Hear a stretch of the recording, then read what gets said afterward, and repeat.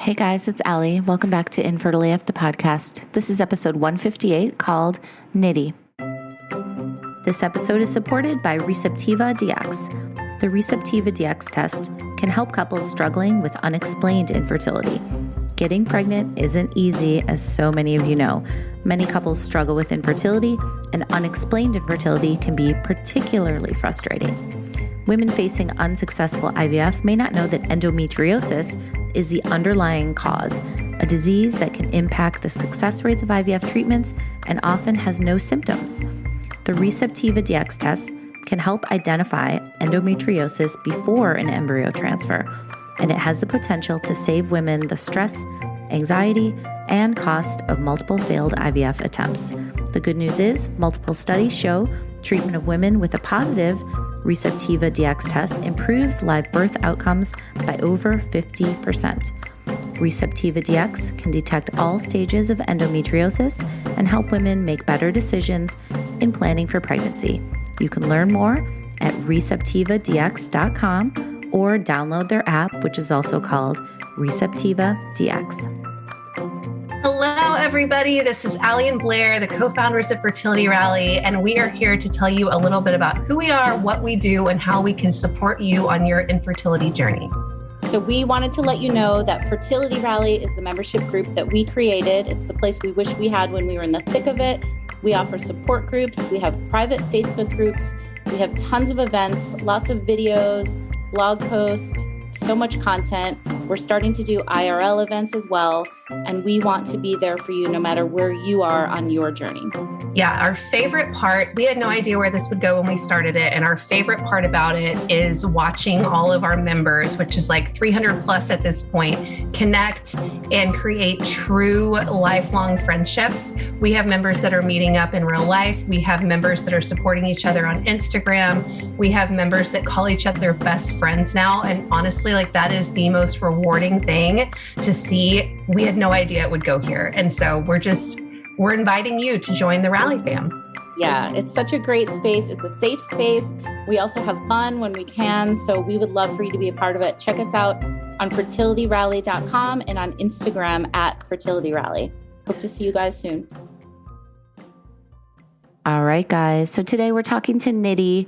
She is an incredible woman. She is a preemie mama to 3 babies under the age of 4. So she's going to tell us all about her very long, very difficult journey to having these 3 babies and how everybody is doing now.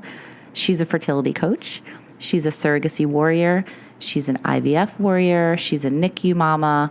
And she's a very open person who's going to tell us the good, the bad, and the ugly, everything that she went through. So there's a lot here. It's a really good story. She touches on being part of the Indian community and how going through infertility in her community was different than she thought it would be and how that affected her and her journey. She's going to talk about depression and even having some suicidal thoughts at a certain point and how she and her husband got through that. She's going to talk about her many rounds of IVF, and then she's going to talk about her babes. So without further ado, this is Nidhi's infertility story.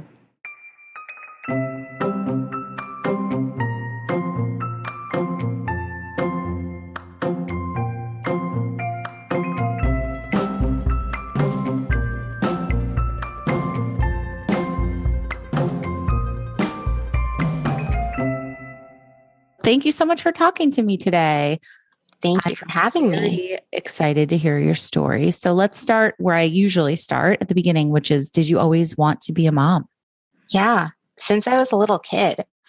I remember my best friend at the time, I was 11, we were in middle school and like changing for gym and talking about our future careers. And I was like, well, I want to be a young mom and then I'll go to medical school. She was like, that's ridiculous. Goals.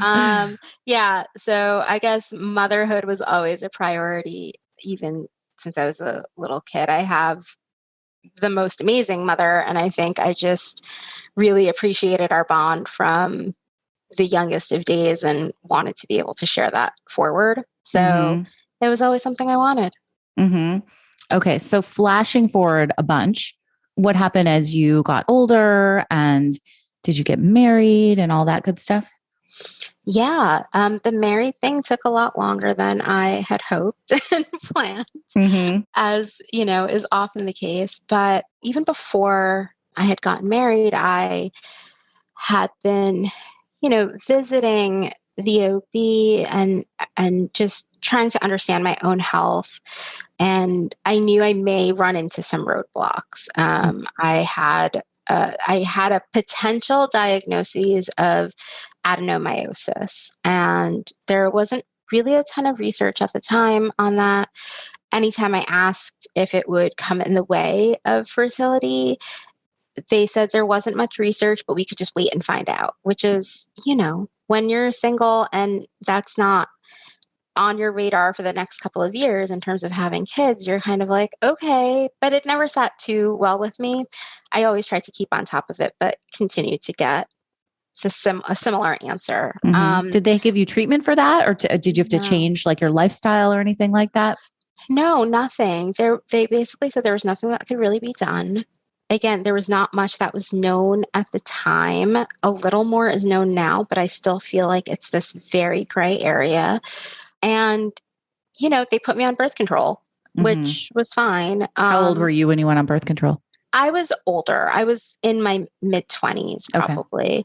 But that was their answer, right, to the pain and the heavy bleeding and all of that. That was their answer. That's such a common thing that I've found talking to so many women. It's just like, get on the pill. It'll be fine. And it ends up just masking a bunch of things, It does. I mean, I'm sure there are benefits, but there were also, I don't know, there's also consequences to it. And I think that's something that if it's not already being studied deeply, I think it should be, but it is a common treatment, even after the fact. So it always seems like birth control is the answer for so many things before becoming a mother, after becoming a mother, after even trying to become a mother. So it's fascinating to me. But yeah, I met my husband my now husband in my early 30s. We got married fairly quickly, and we knew, we both knew going in, being parents was a number one top goal for both of us. We had different reasons. I grew up in a house full of people. My dad was the first in his family to move to this country. And so he brought his sisters and their families over one by one. And so I always had cousins in the house. So it was me, my brother, and then a couple other people at any given time when I was younger. And so I love that loud household. I love that there were multiple people in a house doing multiple different things. And so that's what I always imagined growing up. And for my husband, on the other hand, is a very different story. He was an only child and wanted to have a plethora of children because he didn't really love being an only child. When you're a first generation American, having that kind of relation close to you is extremely helpful as you're navigating, adolescence and all of those things. So for him, it was just one of those things. He was like, yeah, I want a ton of kids. I was like, wow, that makes my uterus hurt, but I feel you. Wait, were you first generation as well? I was born and raised here. My husband came over when he was 1. Okay. Maybe. Where are your parents from? They're both from India.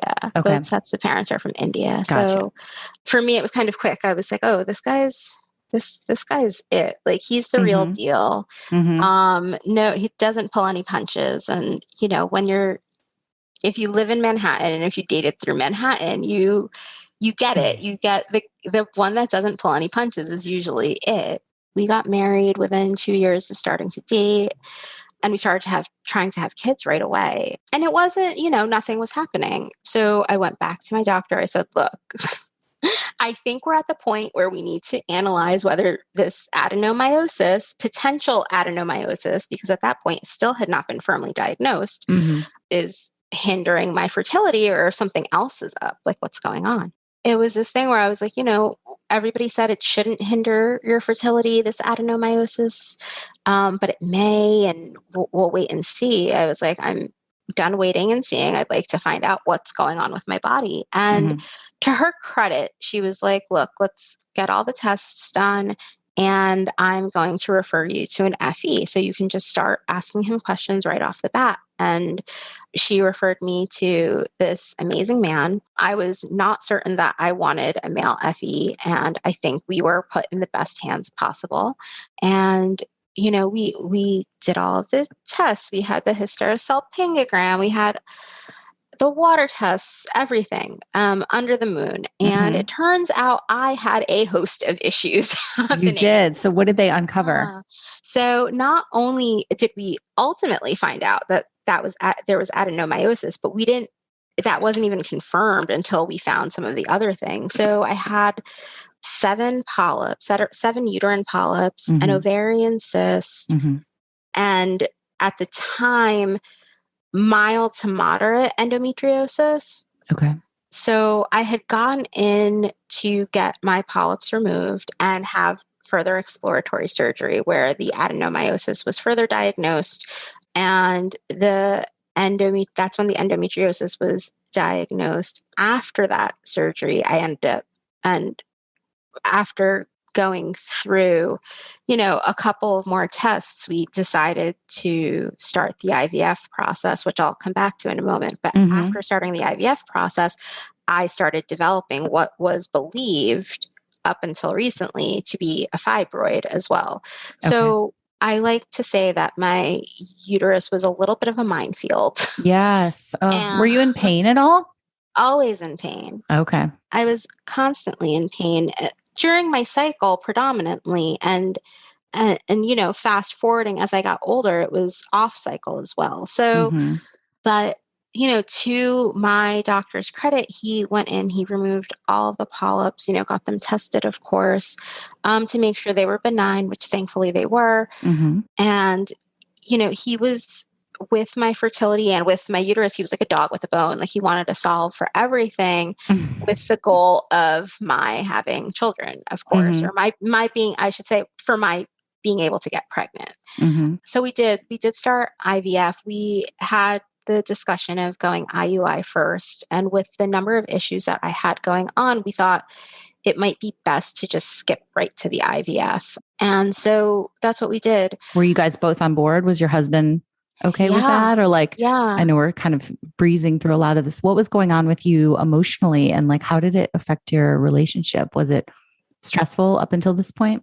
So I think we flip-flopped on the stress a lot. So when I was stressed, he was really calm and hopeful and positive. And when he was stressed, I was really calm and hopeful and positive. That's good. At least in the beginning. For him, and to his credit, he did his due diligence as well, and he got all of his tests done, and he didn't bat an eye. I felt very lucky that he's one that likes to be very well educated on all things, including the female body. Yeah. I think the financial burden is the one that hit us both. So what was going on in terms of coverage and stuff? Did you guys have insurance that was covering it? Or was we had insurance that would cover one round up to maybe $10,000. And I was frustrated that I felt that feeling of, why is my body not doing what it's supposed to do? Or why is it difficult? Why does this have to be difficult? All the other things have been difficult. Why does this one thing, one thing just be easy? Sorry to interrupt, but how old were you at this point? When we started getting testing done, I was 33. And I think I overall wasn't, aside from one breakdown I had with my sister-in-law, I think I was kind of gung-ho. I was really of the mindset of, if this is what's going to get me children, then let's do it. Right? It was the thought of, why do I have to go through this, was very brief. that breakdown was all that I needed, which is not like me. I'm an incredibly emotional person. So for me, that was, for some reason, all that I felt I needed. And then I was excited. And in my mind, I felt as though I had convinced myself that I would need more than one round. In my head, we would need 2 rounds of IVF. Why did you think that? I have no idea. I do really well with second rounds of things in general. And so I was like, oh, that's probably how this is going to go. The endometriosis was what I like to say, holding my left ovary hostage. Oh my God. So it was like tied back behind my uterus. And, you know, the doctors with a sense of humor got my joke, but others didn't. I like it. Thank you. But for that reason, after my first round, they weren't able to retrieve the eggs from that ovary. So I only got half of the eggs I had produced. We did do a transfer with the healthy embryos that we received. We got them tested, but the transfer did not work. So did you transfer more than one? I transferred 2, and neither stuck. And then we did. Sorry. Yeah, that was a fresh transfer, and so we tried a frozen, and then we did a frozen with just one to see if it made a difference. And that also did not work. And so how did that feel when you had those transfers that didn't work? Oh, awful. It felt as though we had lost something that we never actually had. And so it was really hard to describe. It was hard to describe to my family, you know, who I am incredibly close to, and friends who weren't going through the process. Most of my friends already had children, had multiple children at this point. And so it was really hard to explain to them the heartache of something that wasn't, and it still isn't. It's just because that's the way they look at it. They're like, well, you know, it's not like you were pregnant, and there was still the same hope, right? Because you've gotten so far into the process in terms of you have healthy embryos. Your uterus is primed to become pregnant, as primed as possible through all of the meds. And you just feel like, okay, well, this is, you know, it may not work, but it's supposed to technically. Right. And as somebody who grew up with a family that's very deeply steeped in science and practicality, that didn't sit well for me. It just, that was frustrating, but I didn't want to let myself get too down. I would take a day, I would weep, I would go through boxes of tissues. My husband, you know, he may kill me for saying this, but he would weep right alongside of me. But it's, you know, it was harder to say, okay, on to the next than I had expected. And so I wanted to go right away. So we actually went really aggressively with our next round. We did not wait too long. I think I maybe waited one cycle in between, if that, after our last transfer. Okay. I think we got up in the double digits that time, which was, you know, much better than what we had done round 1. And you get so hung up on the numbers, right? You're like, and were you like on Instagram comparing yourself to people and all that stuff, or no? Nobody was on Instagram talking about this back then, at least how I felt. Like nobody, I didn't find anybody that was. Same with me when I was going through it, but this was, 7-8 years ago now. Yeah. It was just one of those things where I'm like, people aren't, and I also wanted to be really careful about that. So I compared to the people that I knew, but I also was like obsessed with my follicle length, you know, like, so for the second round, I was like, I need all the pictures. I need the list of follicle lengths. Like I needed all of the things. I needed the ultrasound techs to not talk to me like I was a patient. Like, I'm like, tell me all the big words. I needed to know everything. Right. I was, that makes sense. I needed all that information. That's the only thing that was soothing to me. Like, I obviously couldn't control any of it to many degrees, but I could like keep on top of where I was and manage my own expectations. We didn't get as many healthy embryos as I would have liked, but we had some. And so I think we had like another 5 that round. That's great. We had 5 that round, which was great. Yeah. I'm like, okay, add this in. And we really wanted to do, we really wanted twins. We wanted, one and done kind of situation in terms of pregnancies or going through IVF again, and all of that. So we were like, this is good because we can continue to keep trying to transfer too. And they were okay with transferring too? I know some clinics just won't do it. Yeah, they were. There was a little bit of a concern that came into play much further down the line, which was the length of my cervix.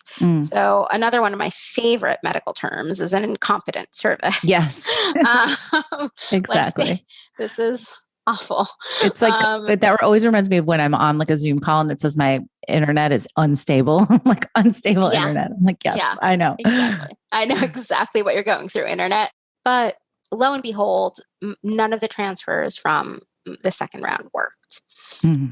So I think we went through 3 transfers. Oh my gosh. This is so much. Like, I know it sounds, when you're recalling it, it's like, and then 3 transfers, but that's like month after month after month and heartache and all that. So I'm so sorry that you went through all this. Thank you. It was one of those things where I just felt like if I kept going, it was going to happen. Like I just, and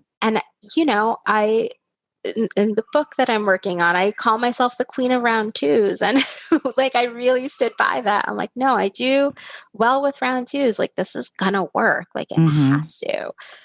And in the meantime, I'm working all day. I'm going to grad school at night in a really aggressive program. And I'm not putting the pieces together of what the stress is doing to my body. And I just didn't want to stop. It was almost like an addiction, like the getting, going through transfer after transfer almost felt like an addiction. Like I needed to do it. That's so interesting. And you're not the first person who said that on this podcast, which is again, also so interesting. Yeah. Yeah. You get like this tunnel vision. It's almost, I don't want to say it in a way because obviously like I wanted children from like, the deepest parts of my soul. It was the one job that I've never wavered on having, which is being a mother. And it's, I've changed my career a billion times at this point, but that's the one thing that never, ever changed. And it's like, okay, I have this goal almost. And that's, I think, where my mindset started to become my worst enemy.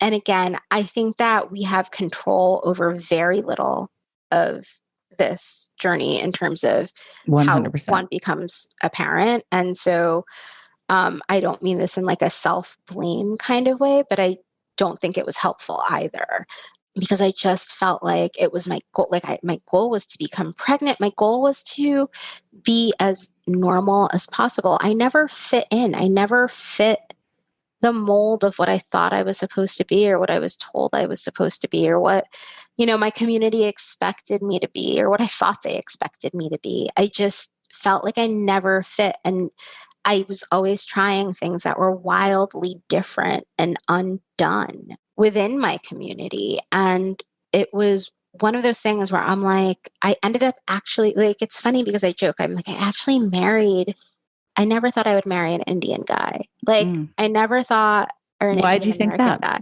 because I thought I was just too different. I wasn't the doctor or the lawyer or the business person. I wasn't the skinny, smooth haired, petite little Indian girl. I didn't look like most of my friends growing up, whether I was at school, which was a very Caucasian school.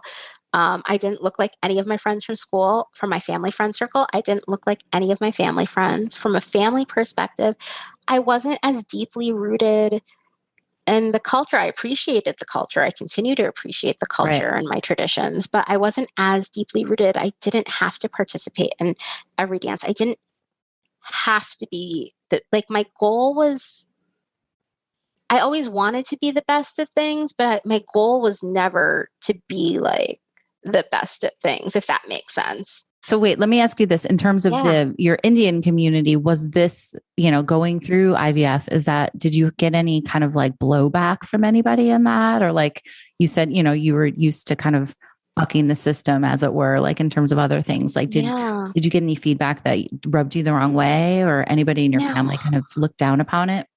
I don't know that anybody looked down upon it. My bigger fear was that the prevailing thought might be, oh, of course it's going to be difficult for her, because I had done difficult things. I had, walked out of optometry school orientation to work for a soap opera. I did things that were not done by people that I knew or grew up with. And because I had no roadmap, I got married in my 30s as opposed to in my 20s. Like these felt like bigger deals because that's not what I was seeing with the people around me, right? But you feel like a failure when you're going through it, and you're so focused. So we ultimately, did a third round, and that's where I broke. So what happened? What was the breaking point? Like how did that manifest in you? What did it look like to be broken? It was bad. So after our first transfer with the third round, with that not working, something triggered me. I can't remember if it was like a phone call or if it was a conversation with my husband, who was and is the most supportive person I've ever met in my entire life. And so if it was the conversation with him, I know he meant no ill will, but I just felt like I was failing everybody. So round 3 for me was the most difficult. It was the one where I felt incredibly defeated. And what I wish somebody had told me, and if they did tell me, I wish what I would have heard before I started going through IVF in general, is like, make sure that you are in a 100% good place mentally, physically, emotionally, spiritually. I really, and, maybe I thought that I was so gung-ho about my first 2 rounds that maybe I was in a pretty solid mental place, but I never really took inventory of what my expectations were and what my limits were. And I really, really wish I had a friend who had gone through it all to say, listen, the stuff takes a toll, and it'll be a bigger toll on you than you realize. So make sure you're good. 100%. Give yourself and the thing is, anyone and everybody, I was just coaching. I just got my fertility coaching certificate, and I was just coaching a friend actually. And, she's in her 40s, and she's like, well, I just want to move. I just want to do it now. And I was like, I 100% get it. I think that is the most natural course of emotions when you are working so hard to build your family, is to just go. Like, time is against us. And I really wish I had weighed the degree to which the medications and the situation could affect me mentally, and put some sort of coaching practice or therapy in place prior to starting. So by round 3, it was very much to the point where I felt beyond defeated. I felt worthless. I felt as though nothing I did was right. Like I kept trying to do all of these things that seemed so easy, or at least easier for everybody else in my life. And maybe I wasn't supposed to have the things that I wanted the most in the world. And that to me was like that hit really hard. And what hit harder was that I felt like I was disappointing people, specifically my spouse. Right. I think so many of us feel that way. Yeah. Yeah, because it's, you're not in this journey alone. At least I wasn't. And so there was my disappointment, and then my fear of disappointing this man who had stood by me through all of this. And granted, didn't always say the right things, but was always there, right? Was always there for me. And this vision of a life that we had built together, we had, that had unified us to begin with. That was the scariest thing for me. And so there were suicidal thoughts and tendencies that had started to come about in the third round, and that were very real, that were very present, and that shook me very deeply, shook me to my core in terms of the things I would say or do or feel. And it wasn't until my husband, also in round 3, and this all progressed very quickly, but my husband, at one of my more frightening points and lowest points, came out. And I think we had just had an argument too. Like, I think just a basic, like, I can't do anything more than I've been doing. And, I appreciate you supporting me, but like, I don't know how much more I can do. Like one of those kinds of arguments where it's not really an argument, it just turns into one. Right. Right. You're just like they're not saying anything negative towards you, but it's like you put all of this pressure on yourself and you feel like you're failing. And so everything feels like it's a judgment towards you, even when it's not, even when it's like, honestly, just support. Yeah, I know what you mean. And it's like, I stopped eating cheese, like I'm not eating inflammatory foods. I'm doing all the things. Right. Yeah. Totally. So what happened? How did you deal with that? And how did you guys get through that really dark time? It was, honestly, he said the right thing at the right time. And that was all I needed, which was, to me right now, I think of that and I'm like, well, how is that all that I needed? But it was all that I needed to hear. And all I needed to hear in that moment, which I didn't know, was when he came to me and he said to me, you're more than just your uterus to me. Like, you growing a child, is not what's going to make or break us. Like, that doesn't matter to me. There's 1,000 different ways to be a family, and we already are one, and that's something that I feel as though would have been good to keep in the back of my mind throughout the first 3 rounds. But like, we get so focused on the pregnancy part that we forget the goal is to have a child. And those 2 things are not synonymous. Yes, in some way, shape, or form they are, but you're specifically getting pregnant is not synonymous to you having a child. Right. And as much as those realities are present and them, I don't think I fully had digested the idea of my never getting pregnant. But that was the way it was looking. We had great looking embryos. We had a ton that weren't, but we had a handful that were really healthy and they were still not sticking to me. We had gone through multiple transfers. I could not do more than I was doing. And I think that was the point that we decided that we have all the fixings currently, minus some cash, but otherwise we have all of the fixings for us to have children in a different capacity. So like, let's stop limiting ourselves.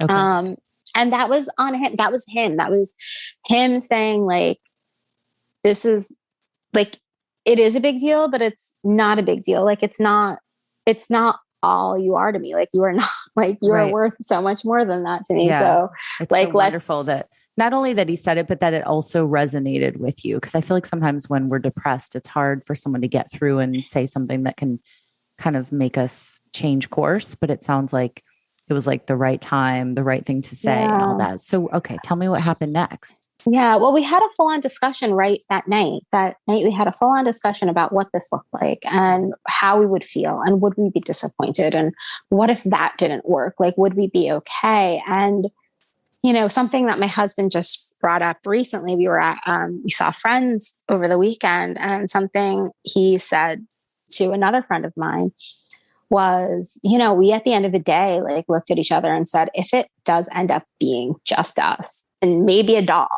like, would we be okay with that? Like, are we okay in this unit that we've already created? Right. And the answer in that moment was yes, we are. Yep. Right. And so that helped take some weight off of me, and off of him.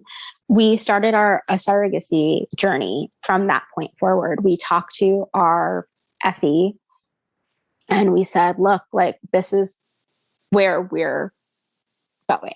Like, I don't know how, but this is the next step for us. But we need some guidance. And so our Effie was still kind of like, I swear I can get you pregnant. Like, I promise you, like, I know like, he just had this like utmost faith, and he's the sweetest man in the whole world. But I was kind of like, you can't guarantee that. And like, if anybody knows that, it's you. Right. But he's like, I just have a feeling that I know you can get pregnant. And I'm like, that's cool. But I like emotionally and mentally can't do it anymore. And he was very respectful of that. He's like, that I totally get. And he's like, if this is how you want to go, like, I have people you can talk to. I have an agency I would recommend. Because at that point you couldn't do transfers. My doctor was in New York. At that time, I don't remember if you couldn't have a surrogate at all, or you couldn't have a paid surrogate. I think it was, you couldn't have a paid surrogate in New York. So he was like, I have an agency for you in New Jersey. I have a doctor for you in Connecticut. Like, he hooked us up with who he felt was the best of the best in these situations. And we said, he was like, do you know anybody that would carry for you altruistically? And I said I had a hope, because somebody had said it to me in the course of a failed transfer when I was like at my worst, and another distant relative of ours was across the table, like announcing her pregnancy, and I had just failed a transfer, and like, just the tears just started coming, and another relative had offered to carry for me. They're like, I'll carry for you if it comes to that. I didn't know that comment was in vain. It was. So I had hoped that I could have somebody in my family carry for me. But the truth of the matter is, I fall into a really weird age for my family. The women in my family that I'm closest to are either much older or much younger than me. And I was already in my mid to late 30s at this point. So it was one of those things where that was not a reality, and we had to go with an agency, or we chose to go with an agency as opposed to looking at like an independent surrogate. And because we had at that point, we only had 2 embryos left in the freezer, 2 or 3 at that point. And we knew that a lot of times when you have a surrogate, it doesn't happen the first time around. Like the first transfer may not work. We wanted to make sure that we were stocked. We didn't want to have to stop to go through another round. Right. And so we did a 4th round strictly for the sake of this, mythical surrogate that we did not have at the time. And we did a 4th round. We got maybe a couple of more embryos, no big numbers, which is what I was really hoping for. As my healthy embryos didn't stick to me, part of me felt like it was me. Part of me felt like there was maybe something wrong with the embryos that we didn't know about. But, we had all the genetic testing done and all of that. So part of me wasn't just fully trusting in the whole scenario.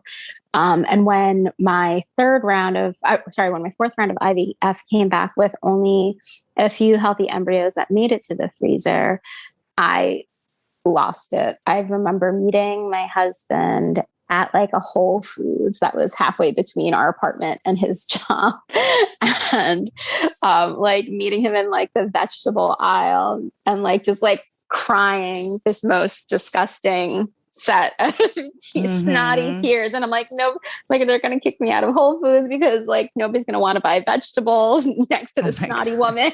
I'm contaminating all the goods.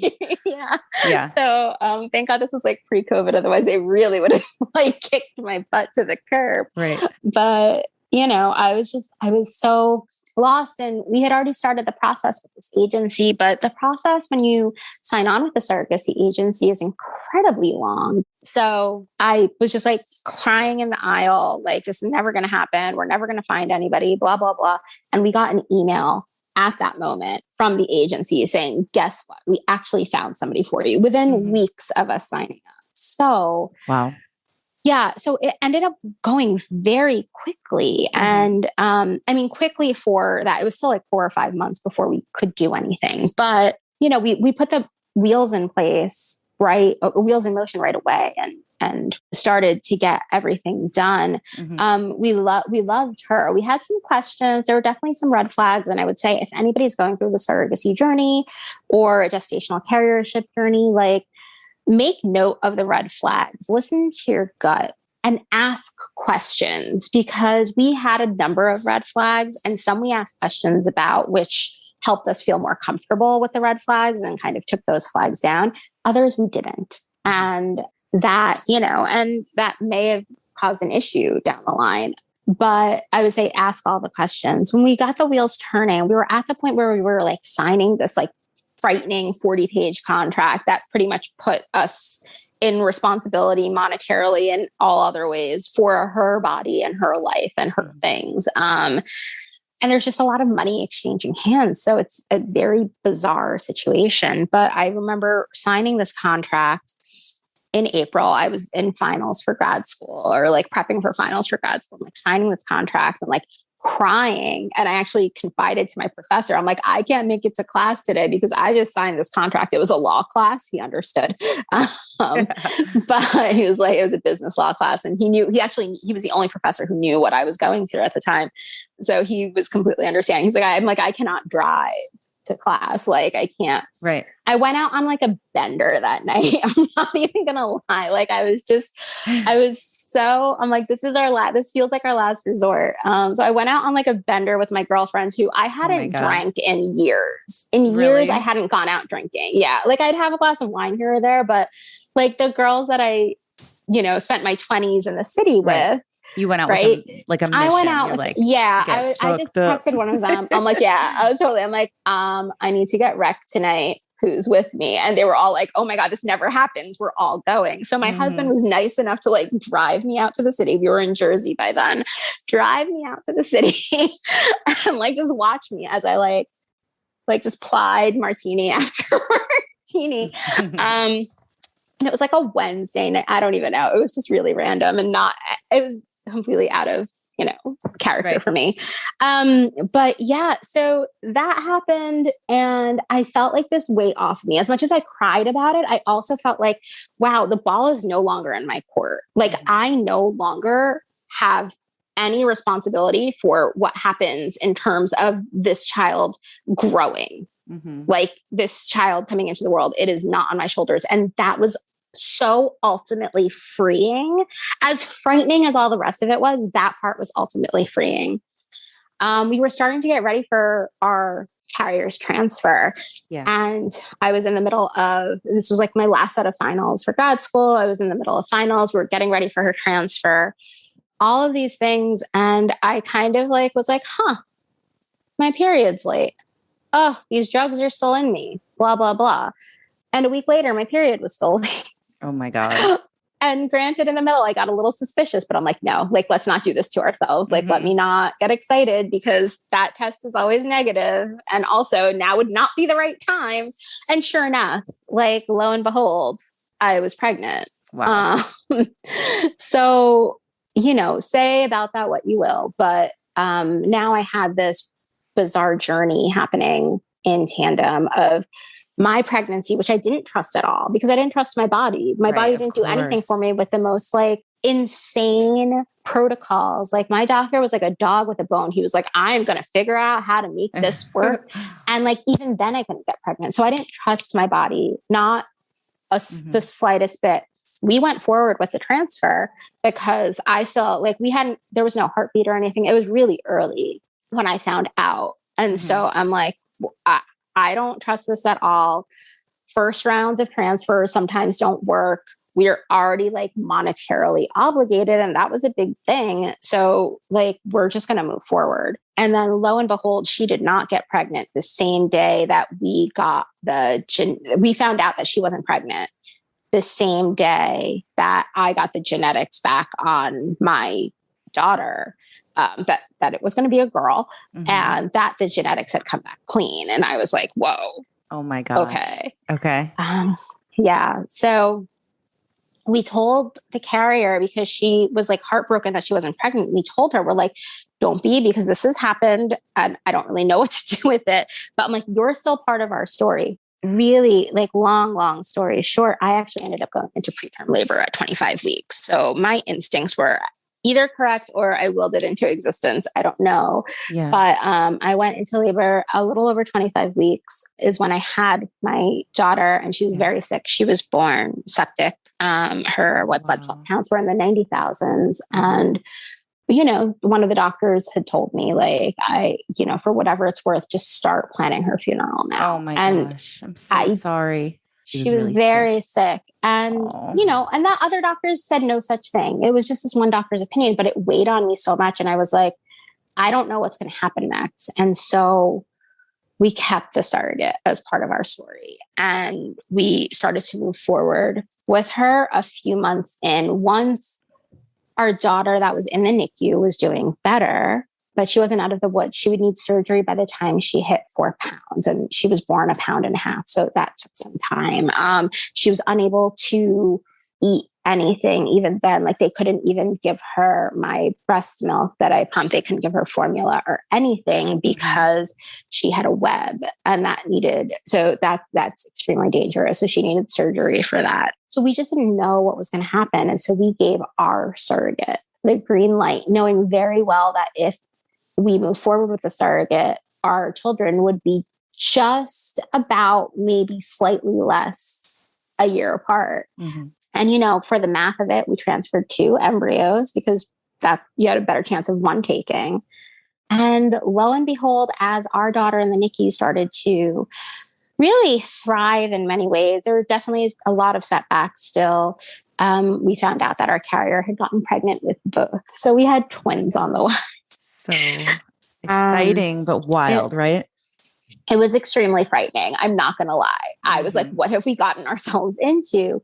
Because as my daughter got better in many ways, one of the things that she still wasn't doing was eating. And so we were looking at like her having a feeding tube, which is, not anything that we had ever known how to handle. And so we were scared and excited and just praying for a healthy pregnancy for our surrogate. And that ended up not being the case. And so, which is a whole other story, but lo and behold, we ended up with 3 25-weekers in our life, my daughter that I carried and my son and my daughter that our surrogate carried halfway from the country.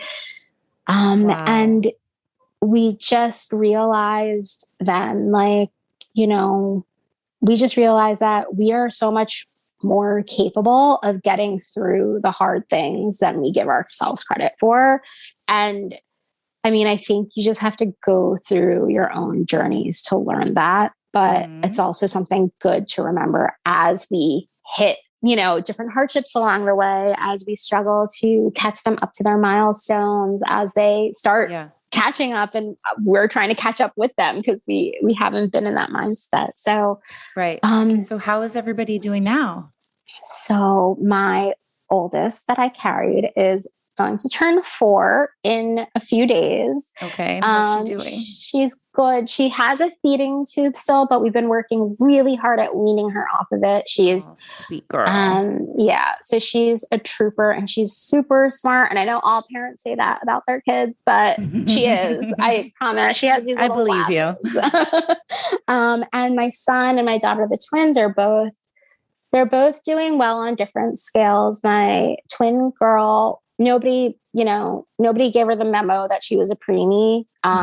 She was like off oxygen at 32 weeks. She has a heart condition that we keep monitoring, which is frightening, but she is a powerhouse. I mean, this girl, she's extremely stubborn, which will suit her well in the future and drives me crazy right now. But all I wanted was for my kids to be healthy enough to drive me absolutely insane. And that's where we are. And my sweet boy had the most catching up to do. We had the most scares with him. We lost him, almost 3 times while he was in the NICU. So we had those scary phone calls and had to fly back to Texas, but he's catching up and he's so sweet and just wants to be loved on. He has a feeding tube as well. Okay. He's a little further down on the process because obviously he's younger, but slightly younger, but he's made so much progress. We had a nurse here with us yesterday, and she had been with him in the early days, and she was just like, she teared up. She's like, I'm just so proud of how far he's come. Like, he's strong, and he's like walking, and he's trying to eat, and like he wants to be a part of all the things, and I think that's what's going to drive him to catch up eventually.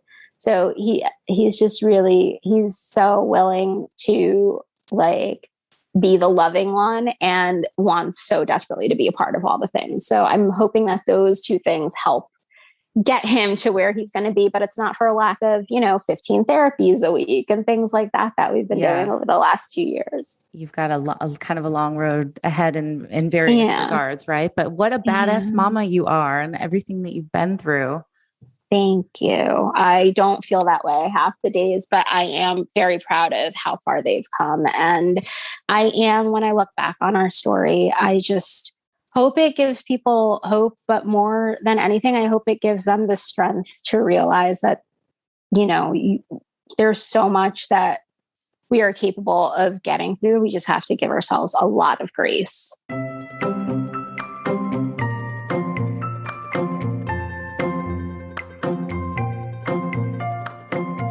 Thank you all for listening, and thank you so much to Nidhi for sharing her story. You can follow her on Instagram at Updates from Downtown, and we hope she and her family are doing well and continuing to thrive. So thanks again, guys, for listening, and don't forget to check out Fertility Rally, which is open the first week of every month.